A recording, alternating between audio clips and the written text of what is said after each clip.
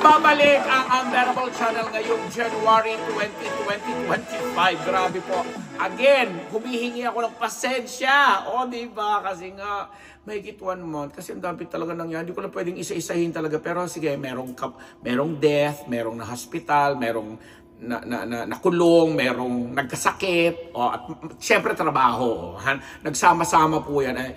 Bilang nag-iisa lang naman ako, pero at least unbettable pa rin po kayo. Maraming salamat sa mga hindi nang iiwan sa akin dahil this time, gusto kong ibahagi sa inyo, although nangyari pa ito noong December, gusto ko ibahagi sa inyo yung naging conversation namin ng aking kaibigan, amigo, kumpadre na si Aga Mulak, na yun nga na-snub nung nakaraang 2024 Metro Manila Film Festival para sa, hindi man lang siya bigyan ng nominasyon sa kanyang entry nila ni Ate V na uninvited. So nagkaroon na rin ng mga panulat, nag-emote na rin ako sa mga column ko sa dyaryo, kagaya ng Bulgar at Hataw. Pero sa pag-vlog, ang ingay mo dyan, Donita, hindi ko pa rin po ito nasasabi sa inyo. So anyway, to cut the story short, sa mga nakakaalam, lalo na yung mga at saka sa kapakanan ng ating mga ka-team unbettable na nasa ibang bansa, gusto ko ibahagi sa inyo na hindi kailanman nagtampo or alam mo yun, nakitaan ng negative na reaksyon si Aga nung hindi man lang talaga siya na-nominate. Although ikakwento ko sa inyo, prior to that day ng December 27 Awards Night, December 25 ng Christmas na nagkausap po kami via messenger conversation. Sinabi ko na sa kanya na napanood ko yung uninvited at hangang-hanga ko sa kung paano niya ininterpret ang role niya bilang si Gili na isang milyonaryo pero may kakaibang ugali pagdating sa, or may kakaibang hilig na pagdating sa kanyang gender, kasi ang dami-daming nire-represent ng kanyang katauhan, dahil hindi lang siya isang rapist, hindi lang siya isang mamamatay tao, hindi lang siya isang leader ng kung anumang negosyo meron sila na minana niya sa pamilya niya, na buong husay niyang nagampanan. Although nung sa mga nakaraang pelikula niya may ginampanan na siyang kaparehong halos na role na medyo may kay psychopathic ang dating, pero this time ibang Aga Mulak yung nakita, at yung atake niya talaga namang mararamdaman mong nakakatakot siya, and at the same time hahanapan mo sa puso mo yung klase ng sympathy na bakit ba hindi ako nakikipagsimpati? Bakit bibigyan ko ng simpatiya itong tao ito ay mamamatay ito, rapist ito and everything. Pero sa bandang nadidevelop yung story, yung karakter niya, mararamdaman mo, kawawa din naman pala siya. May mga ganon. So, ang ganda ng pagkakabuo ni Dodo, anong pangalan ng writer, at then ni Direk Dan Villegas, na iniba nila yung treatment ng uninvited. Sa mga hindi pa nakakapanood, alam ko sa abroad pinapalabas pa ito. At ang ganda na nga ngayon ng mga distribution, kasi Warner Brothers ang nag-distribute dito sa Philippines, at tinutulungan din ng Warner na ma-distribute sa ibang bahagi ng mundo na may mga Filipinos. So anyway, going back to Aga Mulak, yung pagka-present ng character niya dun sa movie, ay marami ka kasing sa mga nakanood na hindi naiintindihan, kukwestiyonin mo talaga dahil maiksi, bakit gano'n, bakit ganyan. Kaya daw marahil hindi pumasa or umabot yung grado niya para ma-nominate man lang. Pero kami taliwas yung ganung paniniwala sa napanood namin, kasi we really felt na wow, this is one of Aga's best performances ever, and para hindi siya bigyan ng nomination man lang, parang crime nga or sin. And alam naman natin, naglabasan na nga yung mga kwento ng mag-separate vlog po ako tungkol doon sa mga napulot natin mga chika tungkol doon. Kasi ako hanggang ngayon, parang hindi ko matanggap na nag-e-exist pa in ngayong 2024, ngayong 2020s, lalo pat 50th anniversary ng MMFF, nag-e-exist pa yung mga inabutan naming intriga, iskandalo ng mga late 70s hanggang early 80s na talaga na magbabawian ng award, nagagapangan, alam mo yun, nag-aaway-aaway yung mga committee, etc. Dahil lang sa may mga pinapaboran silang mga entries na na tao nang naghusga na hindi naman pala ganun dapat, hindi ganun ka-deserving, kumbaga. But anyway, sabi ko nga, going back to Aga, basahin ko na lang yung bahagi ng aming conversations na sabi niya, kasi nung sinabi ko sa kanya as early as December 25 na nagbabate kami ng Merry Christmas, na sabi ko good luck, Ah, sabi ko sa kanya, ano ba yon? manifesting tugang, sabi ko. Kasi supposedly ipo-phone patch ko siya doon sa isang screening na inorganize ng mga kapwa Vilmanians para sa uninvited. Eh nasa ano pala siya, sabi niya nung, my friend, sorry, was out in the waters with my family. I'm flying back today for the parangal, then fly back out here sa dagat kami. Thank you for all the support. Really appreciate you.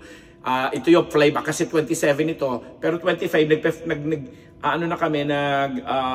uusap namin na sabi ko, ay nako, nangangamoy best actor ka, sabi ko ganoon. Sabi pa niya, manifesting tugang, miss you, hindi tayo nakita nung premiere but I was able to have good time with kapatid Charlene and both Atasha and Andres na kasama ko nanood. Tapos sinabi ko nga sa kanya na nangangamoy best actress. Tapos sagot niya, salamat, all good naman at expect. Sabi ko, wag lang mapolitika. Sabi ko pa sa kanya nung December 25 Sabi ko, wag lang mapolitika. Ano? Actor na sabi mo, actress. Best actor. Sinabi ko ba best actress? Grabe ko naman dun. Best actor. Baka actress lang yung nabasa ko. Charot. Best actor. Anyway, sorry, thank you for the correction. Sabi niya, sabi ko nga, wag lang mapolitika.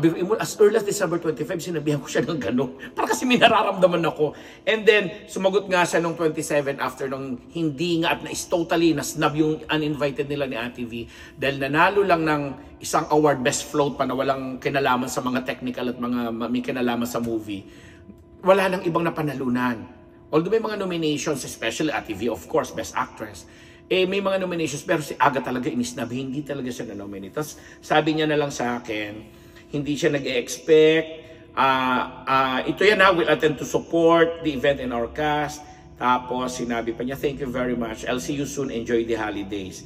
Tapos sinabi ko sa kanyang dapat deserving ka. Sabi ko, nakita ko nga sa performance mo si Leonardo DiCaprio, ganyan-ganyan. Sabi ko, Hollywood siyang pagkakagawa ng movie, although medyo kulang sa oras, pero kung pakikinggan mo naman yung naging presentation dun sa mga lines ninyo, mga dialogues, mararamdaman, mabubuo mo yung kwento ng uninvited.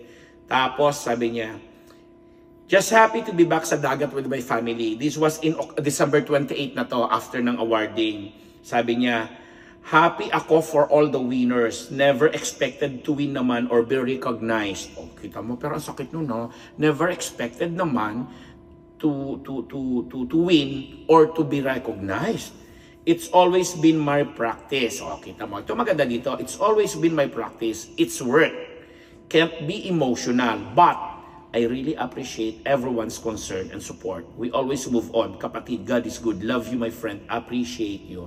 Sabi niya sa akin. Hanggang binati na nga kanya ng Happy New Year. But anyway, isang karakter ito ng mga nagiging mga kaibigan natin sa industry. Kasi ako, sabi ko nga, for the longest time, halos magpa 4 decades na rin po ako. Malapit na pala ako mag 1986 ako nagsimula.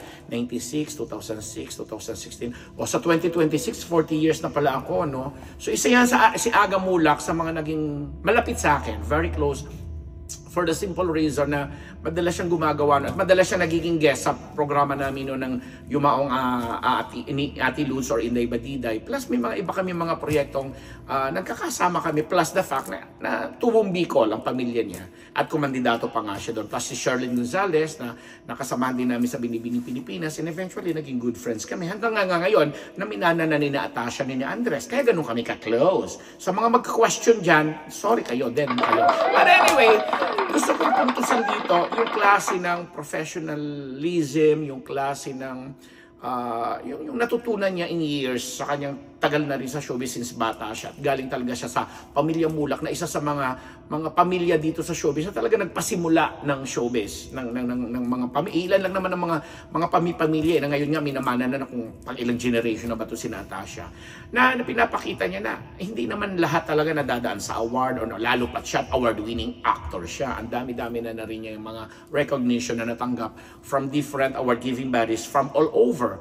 So, ako ramdam ko na naintindihan niya na hindi siya na-nominate. Pero kami bilang ako, lalo na yung mga nakapanood, talagang siyempre may question na alam mo naman, hindi mo sabi nga nila lagi at the end of the day, kung ano yung desisyon ng mga horado, yun ang final and hindi mo na But the thing is, hindi mo rin naman maaalis na may mga kagaya natin na hindi na natutuwa, lalo pat alam mo, ako, 10 entries na yan pinanood ko, abangan nyo yan, kahit late na, yung 10 naging entries na yan sa 50th anniversary, i-discuss ko sa inyo yan. Lalo't ako, hindi naman ako kritikong napakagaling, pero nakakaunawa po ako base na rin po sa halos 40 years ko sa industriya na ito. But then again, sabi ko nga itong vlog na to ay dinededicate ko kay Aga Mulak dahil talaga namang isa siyang artista, isa siyang aktor na nagpapakita ng kanyang pagiging profesional, pagiging mahusay, in and out, at yung klase ng personalidad na tinatanggap niya kung ano man yung dumarating. Sabi nga niya, it's work, trabaho yung ginawa niya,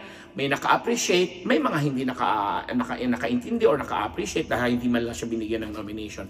But then again, this 2025, marami pa rin naman mga award-giving bodies na nag-e-exist dyan, award-giving bodies, na posible din namang pansinin siya or di kaya naman maparangalan siya o parangalan siya sa kanyang kakaibang atake sa role niya bilang gili sa Uninvited. O, diba? So, congratulations, Ags. Alam mo yan, mahal ka namin, Tugang, kumpadre. Ilagi kami nakasuporta sa iyo at sa mga projects mo. Ongoing pa rin po ang Purse Family na napapanood sa TV5. At ang alam namin, since after elections yata or what, parang binubusisi yung naudlot na proyekto na kung saan gagampanan niya ang isang BBM doon sa series pa rin ng Malacanang movie ni Amy Marcos. Plus may mga iba pang proyekto na muli niyang makakasama ang kanyang mga kapamilya. And hopefully, sabi ko nga, bukod sa TV show nilang First Family, sana makita pa rin natin ang isang Aga Mulak sa iba pang mapanghamong roles kagaya ng ginawa niya dito sa Uninvited. At sa mga hindi pa nakakapanood ng Uninvited, panoorin pa rin po ninyo, habulin niyo yan kasi definitely isa yan sa mga pelikula last 2024 MMFF na talaga namang markado at hindi ko ikinahihiyang ipagmalaki sa inyong lahat. Ako po ang inyong lingkod, Papa Unbearable Ambet Nabus, nagpapasalamat dito lamang sa Unbearable Channel!